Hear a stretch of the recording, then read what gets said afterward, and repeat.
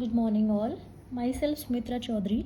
Today we are going to learn an important topic that is superconductivity. So firstly we all know about the conductors, insulators and semiconductors. Here we are going to learn about superconductors and the phenomena of superconductivity. So superconductivity के अंदर हम देख लेते हैं कि superconductivity क्या होती है और सुपरकंडक्टर्स क्या होते हैं. So before moving ahead we will discuss little bit about the conductors. Okay, so देखिए कंडक्टर्स हमारे पास एक ऐसा मटेरियल होता है जिसका जो रेजिस्टेंस और रेजिस्टिविटी होती है वो सबसे कम होती है. इसमें जो इलेक्ट्रॉन्स का जो फ्लो होता है वो इजीली हो जाता है. हम बोलते हैं कि करंट फ्लो कराने के लिए जो हम वायर लेते हैं घर में वो कॉपर के बने हुए होते हैं, क्योंकि कॉपर जो होता है वो कंडक्टर होता है और इसका जो रेजिस्टेंस होता है वो काफ़ी कम होता है. सिल्वर एक और भी अच्छा कंडक्टर है बट वो हम नहीं लेते हैं क्योंकि वो कॉस्टली पड़ता है.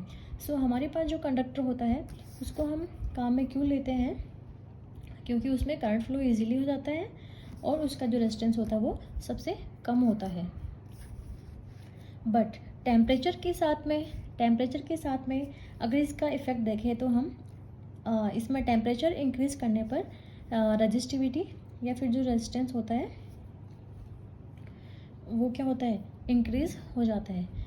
We all know about that specially for the conductors resistance और the resistivity both are directly proportional to temperature. Okay, क्योंकि इसमें कंडक्टर्स में क्या होता है कि जब टेम्परेचर हम इंक्रीज़ करते हैं तो नंबर ऑफ़ कॉलिजन्स जो होते हैं वो क्या होते हैं, इंक्रीज़ हो जाते हैं. ठीक है, जो नंबर ऑफ़ कॉलिजन्स होते हैं वो इंक्रीज़ हो जाते हैं. उनकी वजह से क्या होता है कि जो रेजिस्टेंस या रेजिस्टिविटी होती है वो क्या होती है, इंक्रीज़ हो जाती है. ठीक है, इसका मतलब ये है कि टेम्परेचर को डिक्रीज़ करने से रेजिस्टेंस या रेजिस्टिविटी भी क्या होनी चाहिए, डिक्रीज होनी चाहिए. ओके, सो अच्छा कंडक्टर क्या होता है, अच्छा कंडक्टर का जो टेम्परेचर है और कम करने पर क्या होता है, और कम करने पर रेजिस्टेंस या फिर रेजिस्टिविटी होती है वो उतनी ही क्या होती है, डिक्रीज होती है और वो उतना ही अच्छा है क्या होता है, कंडक्टर की तरह बिहेव करता है. Okay, so in 1911 there was a Dutch scientist named as Onnes. उन्होंने क्या किया, उन्होंने जो मरकरी एटम है इस पर एक्सपेरिमेंट किया. उन्होंने एक एक्सपेरिमेंट किया जिसमें उन्होंने जो मरकरी एटम है वो लिया और मरकरी एटम का जो टेम्परेचर है उसको वो डिक्रीज़ करते गए और उन्होंने एक क्या किया, ग्राफ प्लॉट किया. ये उनका ग्राफ है. उन्होंने ग्राफ प्लॉट किया टेम्परेचर और रेजिस्टेंस या फिर रेजिस्टिविटी के बीच में. ओके, वो ये देखना चाह रहे थे कि अगर टेम्परेचर को डिक्रीज़ करता हूँ तो रेजिस्टेंस में कैसा इफ़ेक्ट आएगा.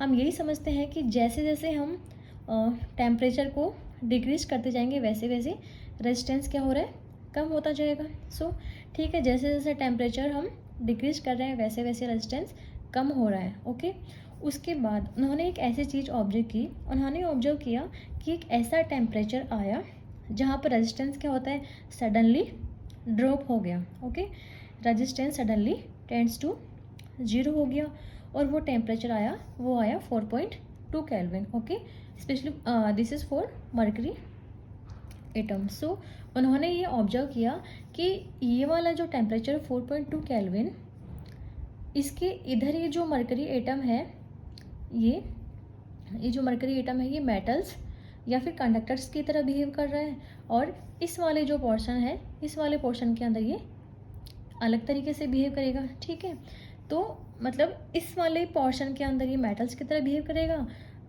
तो मतलब यहाँ से यहाँ तक जैसे जैसे टेम्परेचर क्या हो रहा है, डिक्रीज हो रहा है, वैसे वैसे रेजिस्टिविटी और या फिर रेजिस्टेंस भी क्या हो रहा है, डिक्रीज हो रहा है.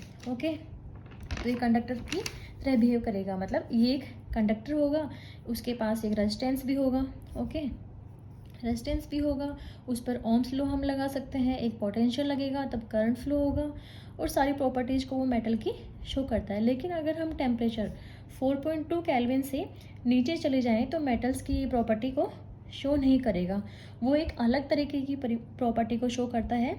ओके, मतलब ये है मतलब ये ना ही मेटल्स की तरह इधर बिहेव करता है और ये ना ही नॉन मेटल्स की तरह, ना ही ये कंडक्टर है और ना ही ये इंसुलेटर है। सो ये जो ऑन साइंटिस्ट थे, इन्होंने इसका जो नाम है वो दिया सुपर कंडक्टर। ओके, तो सुपर कंडक्टर का मतलब ये है कि मैक्सिमम, यहाँ पर क्या होगा, मैक्सिमम करंट फ्लो होगा, because here R equals to 0 हो जाता है। So according to Ohm's law we know that V equals to IR, here I equals to V upon R, here when R tends to 0, तो यहाँ पे क्या होगा, I infinite होगा, because यहाँ पे R क्या हो रहा है, 0 हो रहा है, यहाँ पे करंट को कोई रोकने वाला नहीं है। सो उस करंट को रोकने वाला नहीं है, तो यहाँ पे क्या होगा, करंट सालों तक फ्लो होता रहेगा। सो इस फिनोमिना को उन्होंने नाम दिया super conductivity. Okay, the scientist Ons named this phenomena as superconductivity. He is also known as the father of superconductivity. So superconductivity वो स्टेट है मेटल की जहाँ पर रेजिस्टेंस प्रैक्टिकली वैनिश्ड हो जाता है और करंट परसिस्टेंट रहता है 4 years। मेटल की एक ऐसी स्टेट को हम कहेंगे सुपर कंडक्टर। ठीक है, मेटल की ऐसी स्टेट को हम कहेंगे super conductor. Okay, super conductor, so superconductor is a state of metal where electric resistance is practically vanished. So all the metals are not superconductors. कुछ metals होते हैं, कुछ alloys होते हैं जिनमें क्या होता है, टेम्परेचर डिक्रीज करने पर रेजिस्टेंस क्या होता है, ऑलमोस्ट 0 हो जाता है। इस प्रोसेस को ही हम क्या कहते हैं, सुपर कंडक्टिविटी। सो इन्होंने, ये जो साइंटिस्ट है, इन्होंने मरकरी पर एक्सपेरिमेंट किया था और मरकरी का जो टेम्परेचर था 4.2 केल्विन, इस टेम्परेचर के ऊपर मरकरी जो एटम है इसने बिहेव किया सुपर कंडक्टर्स की तरह। सो जनरली जो मरकरी की जो रजिस्टिविटी होती है वो होती है 0.084 ohms। ओके, बट इस टेम्परेचर 4.2 केल्विन टेम्परेचर से इस साइड में जब टेम्परेचर को अपन और डिक्रीज़ किया 4.2 से इधर, तो ये क्या किया, यहाँ पे इसकी जो रेजिस्टिविटी होती है वो 3 इंटू 10⁻⁻6 ohms हो जाती है। So it decreases in thousands. So that's it for today guys, thank you.